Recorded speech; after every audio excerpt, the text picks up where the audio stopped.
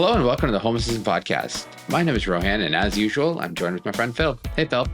Hey, Rohan. How you doing? Good. And today we're also joined with our friend Damien. How are you doing, Damien? Hey, hello. How are you? Good. And as usual, this episode is sponsored by Home Assistant Cloud by Nabukasa. Easily access your local Home Assistant instance remotely for a small monthly fee that supports the Home Assistant, ESP Home, and Z-Wave.js projects. Configurations done by the user interface, so there's no fiddling with router settings, SSL certificates, or any other YAML. Damien, welcome to the show. Yeah, thanks for having me. Of course.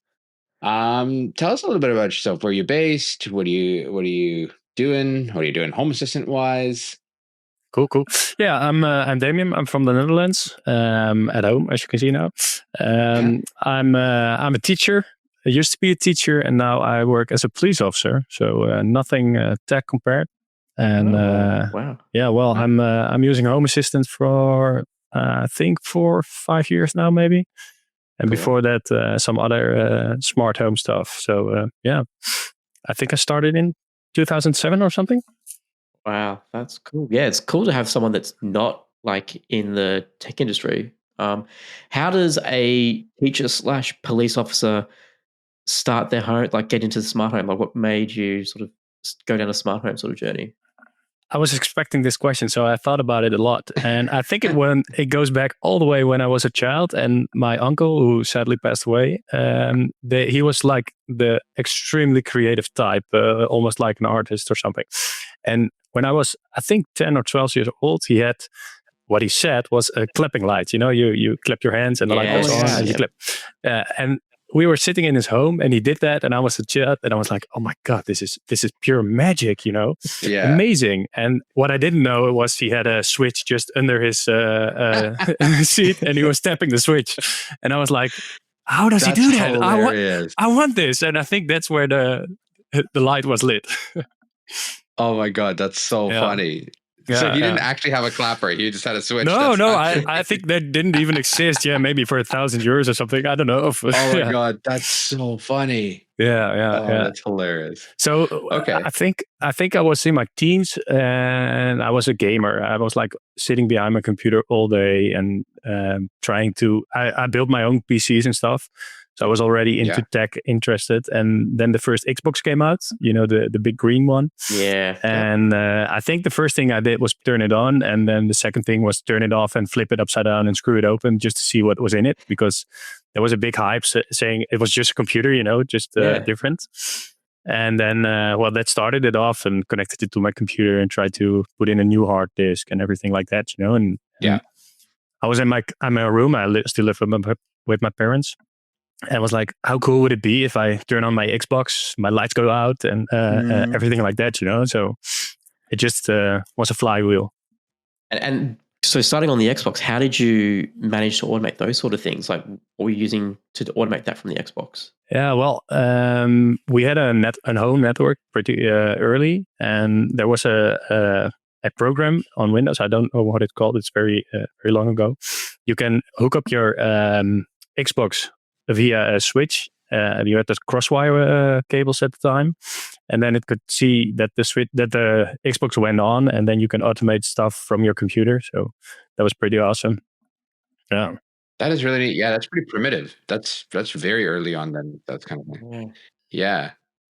And then I think a few years later, I in 2008, 2009, I bought my first apartment, and I was like, how can I use it? I had a small, it's called click on, click out in the Netherlands. It's it literally translates to turn on, turn off. And you had those remote, I think it's 860 megahertz or something. And that was my first, smart home device. And I bought a few of those, and then you had a remote and turn on the lights. And it was very awesome at the time because you didn't have to stand up a switch and toggle a switch. But I also very fastly was like, I want this all to be controlled from one point. I don't want to use a remote because what's smart about a remote is just a switch you have somewhere laying around. And there was I think it was a Raspberry Pi, the first one or something. You could buy it, and it was pre-packaged with a little case around it, and it was programmed very, very basic with bits and bytes, and you could literally connect it to your computer and see the small devices on or off, and you had like a few bits you can use, and that way you could make not very automations or stuff, but just also like with the computer, when you turn on your TV, you could use a power plug to turn on the lights and stuff. I think it was something like that. Wow. Okay. And then how did that transition into Home Assistant from there? Oh well, there are a few steps. I was looking into a better controller and also user friendly. So in 2013, I bought another house, and I went there, and I stepped away from the megahertz, 860 megahertz range, because I was really lacking the feedback. It just sends the signal, and you hope the receiver receives it. Yeah, and I guess there's no way to know, like, if you've used the remote, it's not going to receive that you've used the remote to turn it on, so then you're out of sync with the states, right? So in the first few months, my trick to go around that was like give the on signal like 10 times, so you made sure that at least one of them would be picked up. Right. And that was very, very hard. And I was looking at other programs, and this was the time where Domotics and Vera and Vibaro and so they all came up. And I looked at, I think all of them. I bought the Vera that came out of the reviews pretty good. Yeah. But it couldn't do what I wanted. And then I saw Vibaro, and I was like, oh, this is it, man. The interface looked very high end at the moment, and it was very beautiful designed. And you had the option to just integrate those modules on Z-Wave. That was the first time I was in contact with Z-Wave. And I was like, this is what I need, because they create a mesh network. They talk to each other. You can use a very friendly interface. And so I went to Vibaro and bought a crazy lot of modules, very expensive on the inside. And well, I went nuts. And I think that was the start of the real smart home, for me at least. And it was first lights, and later they came different thing with the relay switches and stuff, and you could turn on devices that weren't lights. And well, from there on, I still have all the Vibaro because I'm still on Z-Wave, because it was a very big investment, and I don't want. But I also bought a Zigbee stick at the moment, so I'm planning on slightly changing to Zigbee every time I buy a new device. Is there a reason why? Yeah, well, Z-Wave, it's very stable, and I like it very much, but it's very expensive. The base price of a Z-Wave module is around €50, and at the moment LED lights are like a couple of bucks, and it just doesn't weigh up to what you want to do with it. But it is stable. It always works, and it talks to each other, and they have a lot of extra variables in the devices. Energy consumption, all the stuff that's all basic. It gives you everything, but then you pay for what you get, right? Yeah, exactly. And you don't always need it, but at the moment I use everything from those slide stuff and so. Yeah. And were you using the Vibaro like Home Center app to?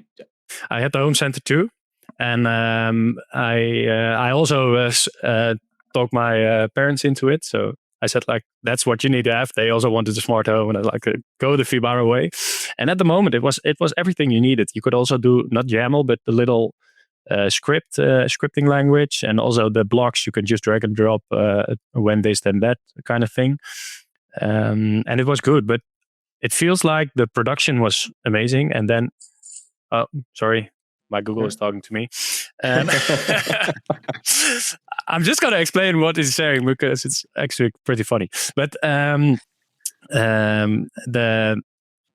development kind of holds. They were still on the basic interface, and there wasn't a very stable way to back up the Vibaro center. And I had a pretty big setup, and then my Vibaro crashed, my home center, and there was no way of backing up. And they had a little sort of USB stick in the back of the device, and that was a sort of a medkit device thing. I don't know. They said you have to take it off, and then it reboots and put it in, and then you can import everything back from the USB stick. But that didn't work. So I was having to go from scratch, and that was the moment I was like, well, I ain't going back to Vibaro again because I don't want to make this can't happen again.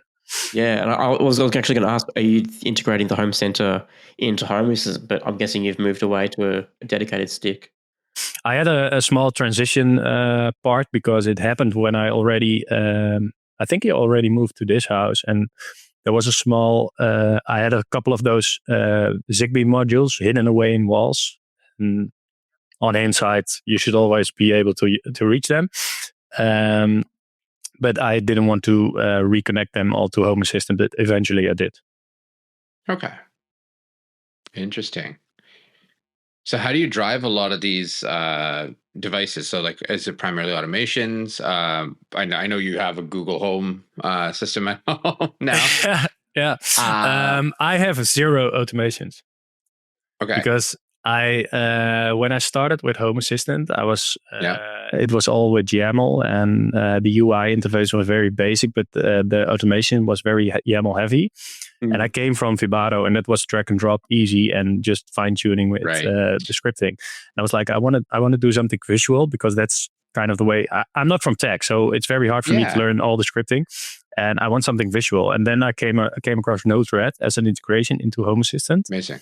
And I was like, oh man, this is cool because you can literally see the flow of all the automations. Yeah. So I went with Node-RED, and when you start with something, you just always how do you say it? Go further from that. And now I have a very big Node-RED flow. Amazing. Lots of flows. Yeah. So how do you organize your Node-RED? Because I dabbled in Node-RED and I was like, oh, this is getting too confusing, right? It's very hard. Yeah. That's the hard part. You have those tabs.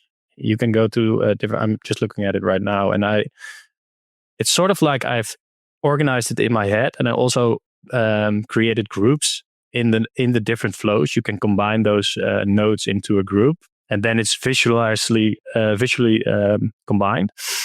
And that helps me think about it. But I also have lots of, I think it's variables. They call it global something.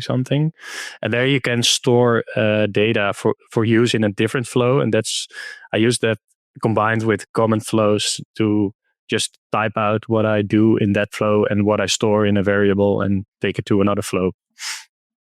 Very cool. And I guess you use those, what are those connectors called? Like the ones where you... when you jump in, link it to a different flow. Yeah, link in, link out. Yeah, I use those a lot. Yeah. It's. I actually just saw a colleague of mine. His Node-RED flows, and he organizes it by room. Mm-hmm. So if it's going to a different room, you have a link out to that, to whatever flow in that next, like whatever his bedroom or something like that, right? Yeah.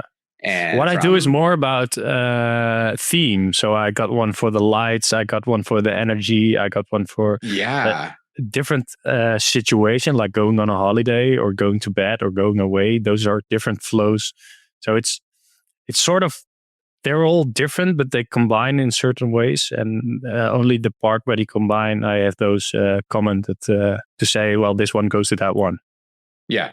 That's actually how when I was using Node-RED, that's how I organized mine too. It's like, hey, here is all of my whole house automations, or here's my garage automations in with that, right? If it's a garage door, it's still a door, so it's with door automations kind of thing, right? So it's I have one dedicated for media and my computer and all those stuff because they connect to lots of different things. But those are them. And outside automations, some notification, grid and solar is a specific flow for me because I use it a lot, and heating. So those are different types of flows. Interesting. And so what are you doing with solar? I'm just curious, just because quite a lot for Home Assistant. Yeah.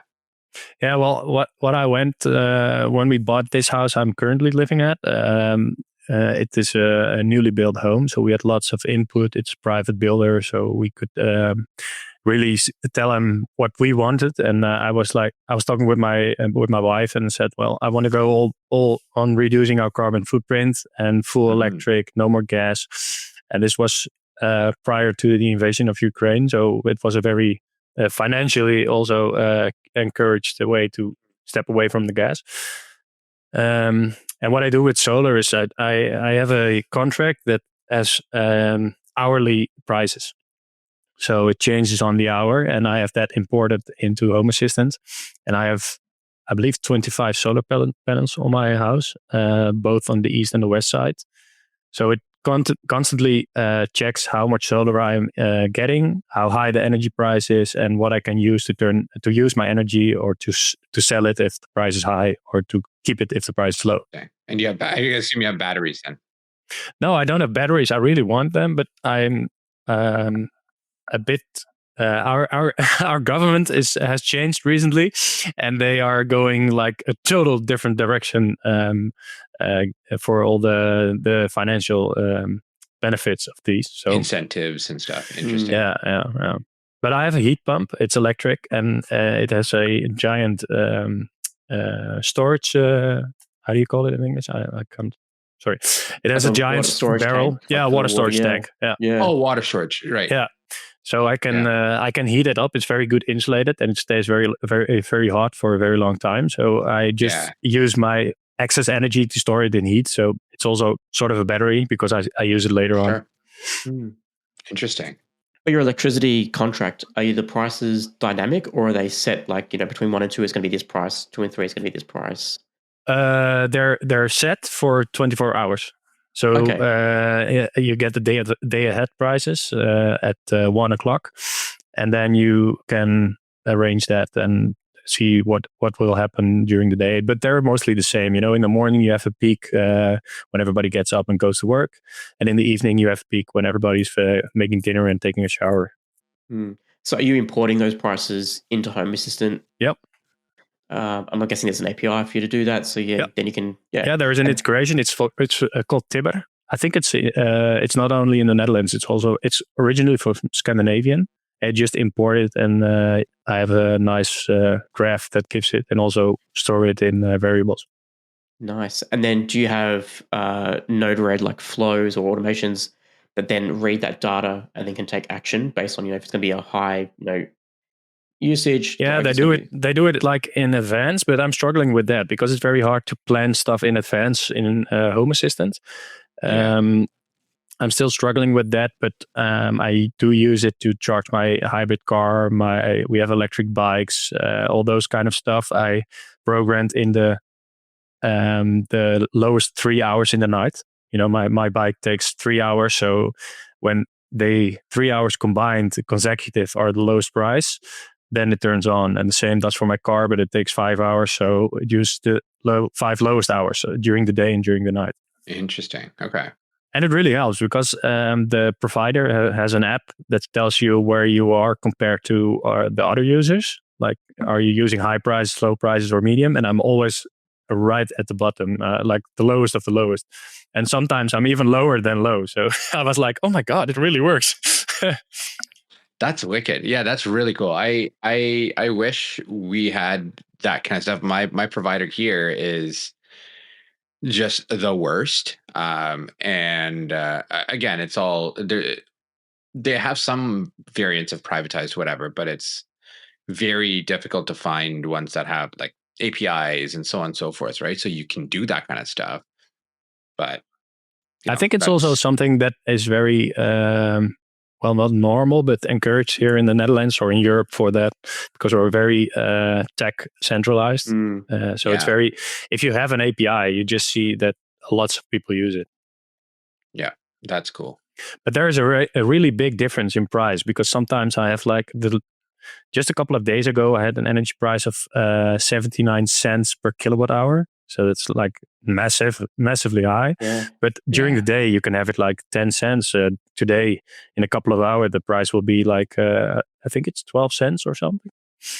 So there's a big difference. So you can save a lot of money if you use that. Kind of. Yeah. Yeah, and that's fair. And like ours doesn't change like daily or whatever. Like we do have kind of like that segment pricing, like peak, off peak, and I think they call it mid peak or something like that. And but it's changed based on season, right? But it's like still like a manual. You have to go in and I guess you could automate it if you scrape their site or something like that. But that assumes their Well, site I is used to actually have up. it. I used to also have a contract like that. You have the day prices and the night prices, and they're different. And we also have the meter at home that says you're using like low prices or high prices. But that was all old school and nothing connected. This one has we have the smart meters in the home, and I have one connected that reads your current usage from the meter and also the current prices and stuff. Do you ship any power back to the grid or? Daily, daily I do it, but on a yearly basis I don't, because we have the rule now for maybe 1 year, and then the new government will take it away. But that you can on the end of the year can calculate how much you delivered in the summer and how much you bought in the winter, and then scrape it off to just cross it off, and then. Right. Within my contract, that doesn't work because you just use that moment's price. So in the summer the prices are lower, and in the winter the prices are higher. Interesting. Yeah. Okay, that makes sense. I think it's very fair. It gets tricky then in summer, like if you're generating excess energy and the price is low and you're trying to use as much, like you could potentially, turn everything on, but still be exporting, Well, it's even better. It's even worse. Just how you see it. Sometimes the prices are negative. So you get money for using electricity because there is so much solar and wind energy that the prices are just negative. But if you're supplying the net with energy and the prices are negative, you have to pay. So it's very important to use that energy or to turn off your solar power panels. Right. Yeah.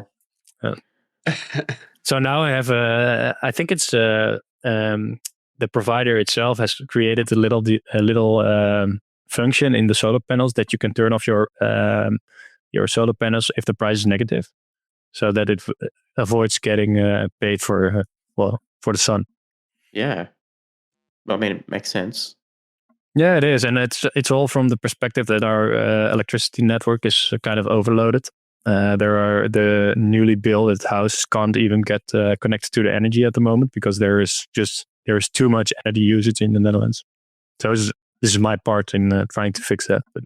That's cool. You obviously we're looking at your backyard from the view. So those of you watching on YouTube, you can see that as well. What do you like? I know you mentioned you have some chickens and all of that stuff before the show. Are you doing anything there? I'm really interested in hearing about that. Well, I starting with the chickens, I tried to make an automatic door because it's cool. Yeah. And I made it with like the design of a 3D printer bed, that goes up and down. I was looking at that. I was like, okay, I can use it making a door going left and right. But chickens are dirty, like extremely dirty. So it's very hard to keep that part of the house clean and let the door open and close. And also it's in the outside and you have motors and an ESP and everything like that. And with our rainfall and stuff, I just couldn't keep it working. And I was like, screw this. I'm going to the garden every day and close the door for them because... Oh, that's funny. Yeah. But I have a lot of automations in the backyard. We have a little vegetable garden. And I have a watering system of Gardena, and it's connected to Home Assistant, of course. And it measures. I have a little small weather station on top of my roof that measures rainfall, sun, and wind, and all the stuff. And I connected and made a flow in Node-RED telling to water my plants or not based on how much rain fell and how much sun is shining. So. And I have a big, it's a 1 by 1 meter tank, those 1,000 liters based on, I have that digged in the ground of my garden, and all the water from my house drains to that tank, and we save the water, and the excess flows to the water behind my house. So we reuse the water from the house, and that's also, it's also from a saving perspective. Yeah, so it's like basically a buried rain barrel. Yep. Effectively is what you have in there. That's so cool. Yeah, and also I was like, it's 1,000 liters. That sounds a lot, but in the summer when you're watering your garden, that's like 20 minutes or of something. Yeah, giving it water. Yeah. So I also have an extra just from the regular tap water connection to that barrel that I can open and close with Home Assistant. and I made a small ESP based. I think it's ultrasonic sensor, with two little eyes on the PCB. I made one that measures the height of the water inside the barrel. Right. And so because it's all full or... how full it is, and it just made a calculation. Yeah. Yeah, just to avoid that the pump is never dry running, because that's not very good for a pump. Yeah, I literally, like today, when we're recording this, I was out, putting the irrigation in my house. I've got the solenoids ready to go. I've got the rainwater tank. I'm going to get a pump. So I'll be going down that path, same thing. So good to Yeah, but it's very hard because I have to lay it all in the spring. And at this time of year, I have to get everything out, because else it freezes and you can throw away all those little connectors. So it's a lot of work twice a year, but it pays off at the end of the summer. We have lots of vegetables. So that's cool. Yeah, exactly. That's cool. And of course, lots of lights. Lights everywhere. Right, you have to have lights everywhere. And I'm guessing they're all automated in Home Assistant, right? Of course. Yeah. There is not a single light in my house that isn't connected to Home Assistant. So that is what I like to hear. Yeah. So you were just mentioning before, like some ESP Home stuff. Have you done anything else cool with ESP Home or any other? Devices? Yeah. I don't really know when I started with ESP Home, but I found out that it was connected to Home Assistant. I was like, oh man, this is amazing, because sometimes you have devices that you can turn on and off, but have to manually push buttons and stuff to make them work. And I was like, I need this. I want this, and I'm fond of messing around with those tiny electronics. And it starts off an ESP. Those ESP 8266 boards. They're very easy. You can solder them, and it's simply on and off, and you can read inputs and outputs. And that made I was thinking, and there was a time I was looking at devices like I don't need that to be connected, but I can do it. So what can I do with it? One of those things was my coffee machine. When my wife wasn't at home, I screwed it open. I was like, okay, what can I do with this to make it automated? But now we bought a new one, so I don't need to do that. But it all came back to the energy and the heating, to reduce prices, to reduce usage.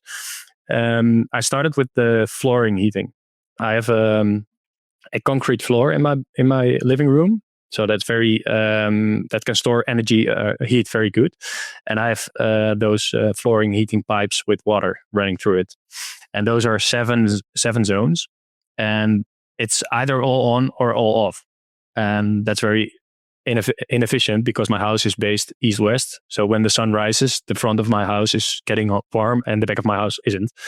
So those 7 zones, I connected the open-close valves. With if you put energy on it, then it closes, and then I was with an ESP board. I was with an 8 relay board connected to it, so I could turn on and off every single zone, every single valve.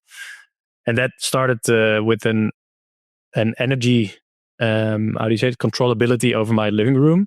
So now I can heat up the back side of my house in the morning and the front side of my house in the evening, so the sun will do the rest of me for it. That saves a lot of energy. And I also did it with my radiators. A heat pump uses a lower temperature in the water.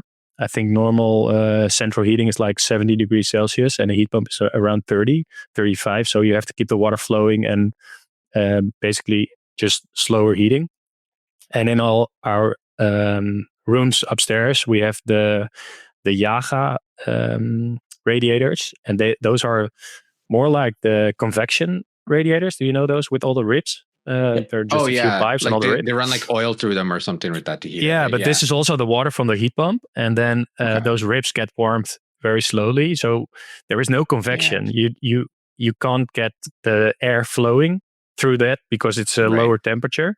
So they have connected all those fans to it, and then you can manually force air through those convection things to just get the heat circulated.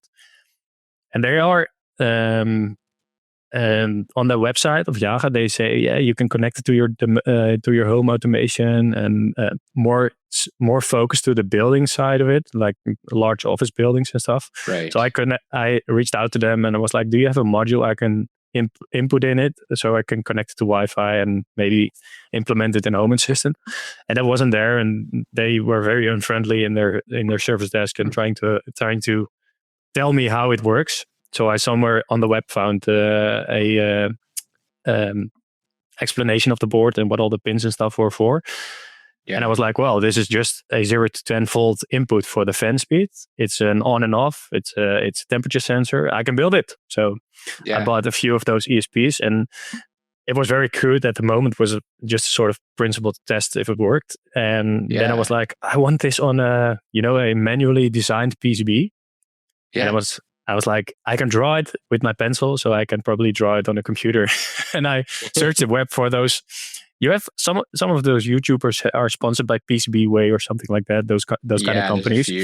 Yeah. So I was like, I just going to look at those, and it was actually pretty easy with the help of some web forums and some YouTube videos. And I designed a PCB with all the parts for the ESP, a relay, a 0 to 10 volt. How do you say this? Serial output, and just a few other things, temperature sensors, some extra sensors, because I wanted to know the temperature that goes into the radiator and goes out of the radiator, so I can calculate the energy dispersion. And then it worked, and I made I think 8 or 9 of them. So in my entire house now are controlled radiators. Very awesome. That's wicked. I was literally going to ask you, did you take this and build your own PCB? But it sounds like you did. That is very cool. Yeah, it's very awesome, and I have it posted on a website. I think on the Home Assistant community forum, and lots of people reply and say, "Oh, cool, Eddie, I want to build it myself." So maybe I'll just throw the PCB designs on it. There you go. You when you started, you're saying, "Oh, I used to be a teacher. Now I'm a police officer. I'm not really a tech person." That is very untrue. You've literally designed your own PCBs at this point, right? At my work currently, everybody's looking at me when something doesn't work. They're like, "Oh, you can fix this because you're the tech guy here." It doesn't feel like I'm a tech guy. That's funny. I just turn things off and turn it back on again, and then usually it works. That's all it takes, right? Yeah, that's it. Yeah. That's funny. And I also made some other things when I think of it. I have a very big media setup in my how do you say it? Extra room downstairs. That's where my complete network is. Everything goes there. When I built the house, I said I want all the extra cables. Usually they go to the part where your electric meter is, but I didn't want that because I wanted a dedicated patch rack. Those I have one from top to bottom, so it's I think 2.5 meters high. And it's completely filled with tech stuff and smart home stuff, and I have my unified network running there, and also my stereo and my video, my home decoder of my TV, and everything is in that patch rack. Cool. And I've got a couple of massive tubes running to a place where I wanted to install my TV. So I have a small you say it, HDMI over UTP decoder. Yep. Because it was too long for HDMI. But that thing kind of screws up my HDMI signal if you turn on the device in the wrong order. So you have to turn on the decoder first, and then the TV, and then my interesting amplifier. Because my AV receiver is from Denon, and it reads the input it gets and then turns it on based on that. But that HDMI over UTP, I don't know what it does, but it does something weird, and then it screws up. So I sometimes had to manually turn that on and off. Well, that's like my tech thing, turn it off and on. Exactly. Yeah, but my wife and my kids didn't understand that, and I was like, well, I'm going to build a small ESP connector between it with a relay and a small push button on a U1 rack. And I designed that and put it in front, and also automated it in Home Assistant. When my Logitech Harmony remote says I'm using my AV receiver over that HDMI, it just simply switches it off and on again, and then it works. And I said to my children, if it doesn't work for what reason at all, you can just push that little button and then it resets again. That's cool. Yeah. I've always wanted to play with that. Like it's cool because I thought about it, right? And I'm like, okay, same thing. I've got a rack at home and whatnot. Like, what if I just centralize everything, have one of everything, right, that I need, and then that way I can say, okay, you send a signal to the living room or send it to the basement or send it to wherever you want. And then I was like, I don't know how reliable those like the HDMI over Ethernet or HDMI over UTP. It's reliable, but it's somehow it does something weird sometimes. I don't know what it is, and I can't really troubleshoot it. But turning it off and on again works. So yeah, I automated that part. That is troubleshooting it. Yeah. How does it go with like the different quality of content? Like, now we're seeing 4K, 8K HDR. Like, is there a limit to what can be, transported? I think there's a limit of the range. This one can go 4K 60 FPS, but only at 30 meters. And if you want to go over, what is it, HD, you can go, I think, 100 meters or something. Oh wow, that's based on right. But there are parts of versions that are more expensive that can go 8K or above or something. Yeah. Well, I was going to say those things aren't cheap either, though, right? It's no, they're very expensive. Yeah. Yeah, that was another barrier when I was looking. I was like, nah, my partner acceptance factor isn't very high at the moment. Yeah, I can't blame you, or I can't blame them for that. So the control, like, so if I'm on your TV, just so I understand, I turn on the input, I select all this stuff. Is it then running?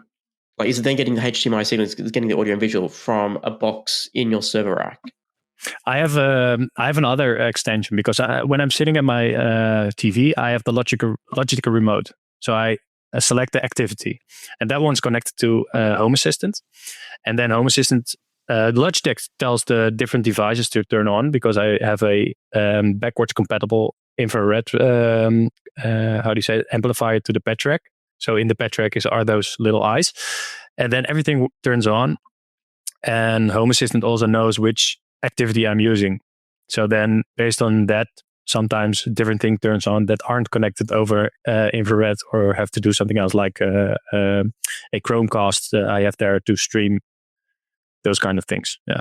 Right. And so when I hit a button on the Logitech remote, it's sending the IR to the TV, but then we're on the entertainment unit, and that gets forwarded to the server rack and to the device. Wow. That's cool.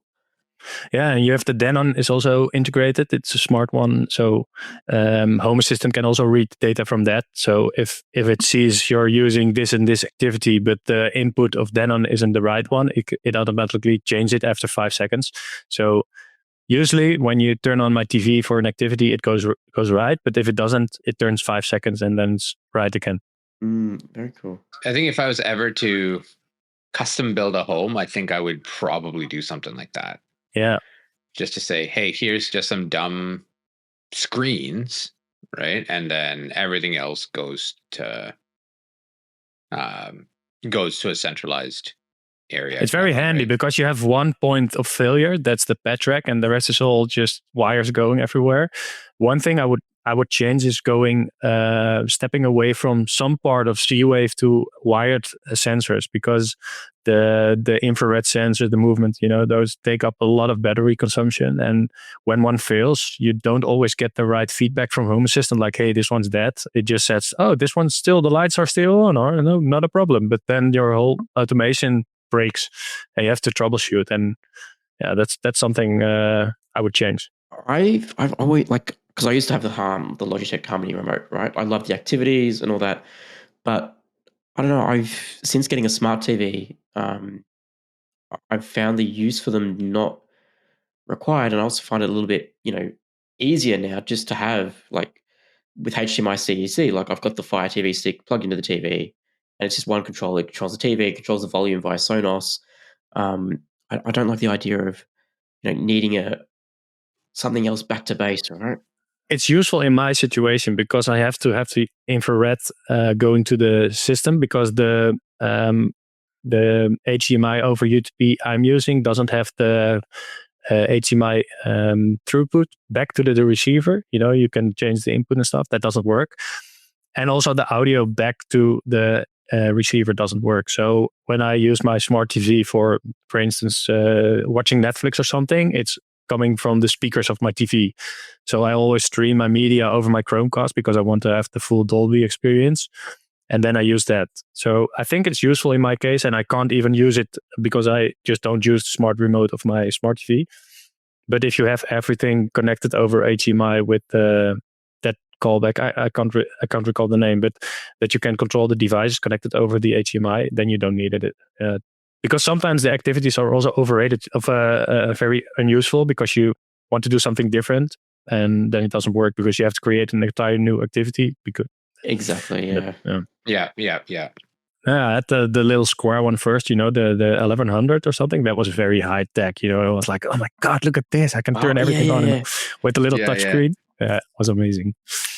That's funny. Do you do like in ceiling speakers or something like that? Because I know you were talking about like from that. No, my ceiling is made of concrete, so that's very hard to get something in there. But the walls I had pre-planned for a Dolby surround set. So in my living room, I have the 5.1 set with speakers connected to the wall, so no wires visible, all running back to the patch rack. And in the dining room area, that's also connected to the same Denon. So you can put on full stereo when music is playing through the whole house, or you can separate the rooms. We have a small doors we can close, so when the kids are watching TV, my wife and I can listen to the radio, and that are the same speakers. So very cool. Yeah, nice. Very cool. It's just like an A/B kind of zone setup. 2 zones. Yeah. That is super cool. Favorite automations? What are your top 1 or 2? It's like, I think it's the one everyone starts with, but that's the one going to bed. Because if you get that one right, then the whole Home Assistant feels like it's supporting you instead of you trying to do cool stuff in your home. And that's also the reboot of my home. Every night when we go to bed, I have a wall-mounted touchscreen in my home. That's the centralized point of input of Home Assistant. And we just touch one button. And then my Google Home says, all right, I'm turning everything off. Good night. Or when I forgot to put the dishwasher on remote start, it says, hey, you didn't turn your dishwasher on. I will wait 30 seconds so you can put it on, and then I'll turn it off. Oh, that's cool. Okay. Yeah, because that's also an electric device you can use at the moment of the lowest energy. Just like my dishwasher or my clothes washing machine. Everything is connected. So it just checks very rapidly if everything is set and primed. And then it turns it off and let us go to bed, and all the lights go off and all the stereos and the patch rack shuts down partially. So I don't use a lot of energy. Mm-hmm. And then in the night, it just turns on different devices based on the prices. So yeah, it's just one button, but that's like the basis of my entire house. That is very cool. That's I think that's actually one of the cooler like good night type of setups that I've heard about, right? Where it starts alerting you about your dishwasher and washing machine and all that. That's neat. Yeah. Have you thought about automating that routine though? Like, I don't know, like I toyed with, the button beside the bed, the good night routine button, but at the end of the day, like we just go, you pass out, you fall asleep. I don't want to have to think about the house to put it into a sleep mode. I was always struggling with the light scenes upstairs, because downstairs it's very simple. This is where we live, this is where we are, and we walk around here and we use stuff. But sometimes just like, I need to get something from my bedroom, and you walk upstairs, get it, and go downstairs. You don't always turn on the light, even though it might be a little bit too dark.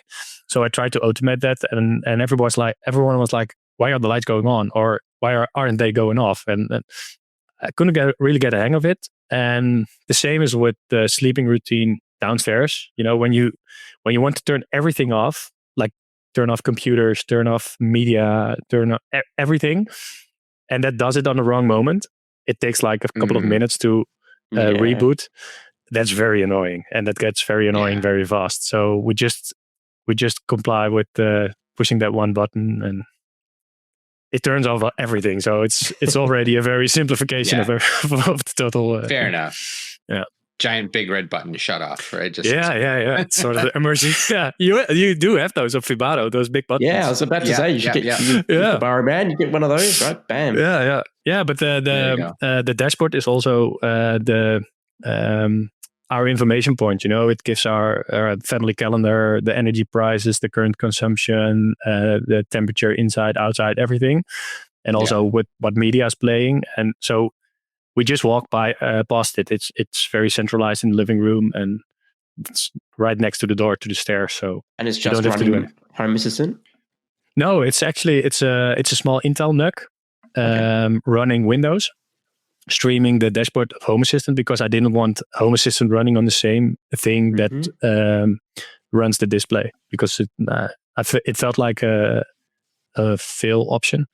Yeah, fair enough. I have a different NUC running Home Assistant. And is it a touch screen that you can then interact with, or is it just it's a very cheap computer display with USB touchscreen possibility. I think it was for like $1 store thing. It's very cheap, and it's mounted on a hollow wall, and it's on a one of those Visa mounts you can turn and twist. So I can pull the display out and then reach the NUC or get behind it or stuff like that.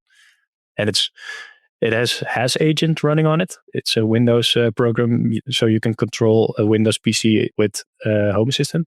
So when I go to bed, it actually shuts down that computer and that display, so it doesn't take energy. Yeah.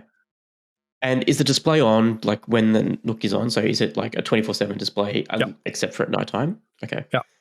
And it also changes with light intensity. So it goes to the dark mode or the light mode and dims a little bit. Yeah, nice. That's cool. Yep.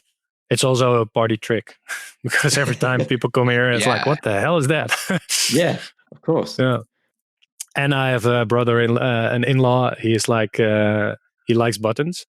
I made a special dashboard when he's coming over that protects everything so he can mess up my home system because he used to push all the buttons like, oh, what does this button do?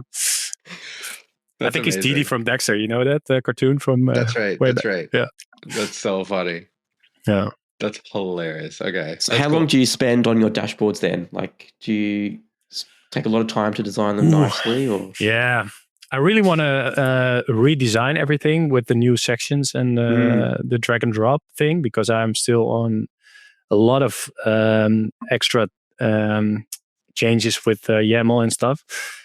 This dashboard, it's a work in progress, but a lot of hours are in it, And also a lot of condition cards, when this is on, then show this, and when this is off, then. Yeah, what's your logic for what to show, what to hide? Do you have always, weather on up top? Do you have like... Yeah, I have like 4 different columns and one top bar. The top bar is just a small window with the time. And on the left are the most used buttons for home automation, like going to bed, going away, calling my kids downstairs for when we're going to eat. That's one of the automation I have. Very important. And on the right side, I have some buttons that override automations, like turning on the charger for my car or for my bike, or turning on or off the computer, those kind of things.